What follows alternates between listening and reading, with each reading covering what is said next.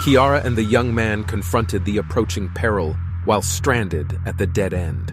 The bizarre appearance of the monster beast revealed itself as it emerged from the darkness. Its eyes gleamed with a vengeful desire, and its scales glittered in the dim torchlight. It roared as it opened its jaws to show rows of razor-sharp fangs. Kiara experienced a sudden twitching of her muscles, which rendered her defenseless and exposed.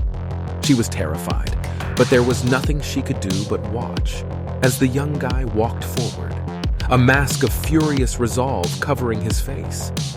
He quickly withdrew a black blade that appeared to absorb the light surrounding it, leaving a sinister shadow on the wall.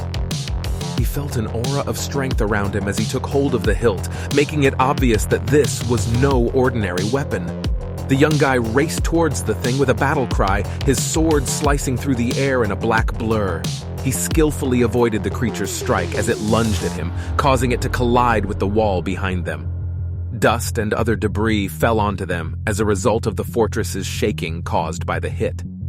The young man continued to attack amid the commotion, repeatedly hitting his target with his sword. The animal shrieked in agony, the thick black ichor flowing from its wounds sizzling when it touched the stone floor. Its bulk and ferocity were unable to contend with the young man's skill and the might of his black blade. The young man gave the beast a final, devastating blow, driving the blade deep into its heart. Before slumping to the ground and coming to a stop, it cried out in agony with a guttural scream.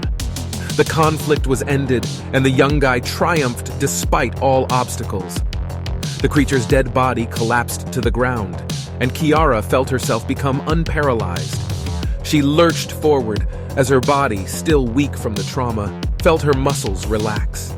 With worry written all over his face, the young guy quickly sheathed his sword and ran to her side. He looked at her and inquired, "Are you all right?" Looking for any indication of discomfort. She continued to attempt to understand what had just transpired as she nodded. "Yeah, thank you," she said, her voice trembling but full of appreciation. The young guy looked somberly at the lifeless form of the huge beast as they both gathered their breath. He said, his voice tinted with regret and resolve, "I've seen these animals before. They are known as Gorgoranths, and anyone who looks into their eyes directly will become paralyzed." After the terrifying encounter, Kiara listened carefully while her heart continued to race. She felt a rush of thanks and admiration for this young man after realizing that he had saved her life. She was unable to adequately explain her sentiments since her mind was a tornado of ideas and emotions. "Thank you," she said, scarcely raising her voice above a whisper. "I'm not sure what would have occurred if you weren't present." The young guy did little more than nod while keeping his gaze locked on the dead Gorgoranth. He appeared to be deep in meditation, as if the struggle had brought up unpleasant memories. A strange uneasiness descended upon them as the unspoken words between them became heavy in the air. She then realized they still hadn't even exchanged names. She introduced herself as Kiara and gave a hesitant grin. As the young man's sight eventually shifted away from the Gorgoranth, he turned to face her while faking a grin at his lips. "Hello, Kiara. It's lovely to meet you. Kaylin is my name."